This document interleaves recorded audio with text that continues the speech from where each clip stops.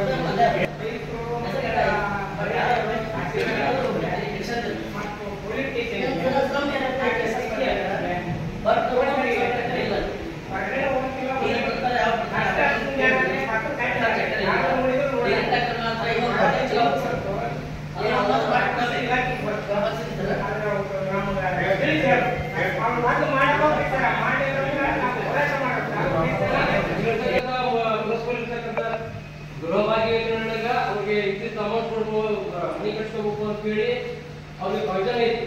ಆದ್ರೂ ಕೂಡ ಇದುವರೆಗಾದ್ರೂ ಯಾವುದೇ ಒಂದು ಪುರಸ್ಕೃತಿಯಿಂದ ಅವ್ರಿಗೆ ಭೂಮಿಯನ್ನು ಮಂಜೂರು ಮಾಡೋದಾಗಿರ್ಬೋದು, ಮತ್ತೊಂದು ಕಾಮಗಾರಿ ಮಾಡೋದು, ಮತ್ತೊಂದು ಕೆಲಸ ಮಾಡೋದು ಆಗಿಲ್ಲ. ಅಲ್ಲಿರ್ತಕ್ಕಂಥ ಎಲ್ಲ ಪೌರ ಕಾರ್ಮಿಕರು ಸೇರ್ಕೊಂಡು 20 ಗುಂಟೆ ಜಾಗ ಹಿಡ್ಕೊಂಡು ಅದನ್ನು ಉಚಿತವಾಗಿ ಪೌರ ಕಾರ್ಮಿಕರು ಮುನ್ಸಿಪಾಲಿಟಿ ಲಾಭವಾಗಿ ಕೊಟ್ಟರು. ಅದನ್ನ ಹೆಸರೇ ಖರೀದಿ ಮಾಡೋದು ಲಾಭ ಕೊಟ್ಟಿದ್ವಿ. ಇದುವರೆಗಾದ್ರೂ ಕೂಡ ಆ ಕಾಲೋನಿ ಅದೇನೇ ಇರ್ತಕ್ಕಂಥ 20 ಗುಂಟೆ ಜಾಗನ ಸರ್ವೆ ಮಾಡೋದಾಗಿರ್ಬೋದು, ಅಳತಿ ಮಾಡೋದಾಗಿರ್ಬೋದು, ಅದನ್ನ ಪೌರ ಕಾರ್ಮಿಕರಿಗೆ ಕೊಡಬೇಕು ಅಂತಕ್ಕಂಥ ಮನೋಭಾವನೆ ಇರ್ತಕ್ಕಂಥ ಯಾವ ಒಬ್ಬ ಮೆಂಬರ್ಸ್ ಬರ್ತಾ ಇಲ್ಲ, ಸಾರ್ವಜನಿಕರು ಬರ್ತಾ ಇಲ್ಲ, ಆಮೇಲೆ ಅಧಿಕಾರಿಗಳು ಬರ್ತಾ ಇಲ್ಲ. ಅದು ಯಾಕೆ ಬರ್ತಾ ಇಲ್ಲ ನಮ್ಗೆ ಗೊತ್ತಾಗ್ತಾ ಇಲ್ಲ. ದಯಮಾಡಿ ಮುಂದ್ರಿಗೆಲ್ಲ ಸ್ವಚ್ಛ ಮಾಡ್ತಕ್ಕಂಥ ಕೆಲಸ ಪೌರ ಕಾರ್ಮಿಕರಾಗಿರೋದ್ರಿಂದ ನಾವು ಅವ್ರ ಬಗ್ಗೆ ಹೆಚ್ಚಿನ ಕಾಳಜಿ ಕೊಡಬೇಕು.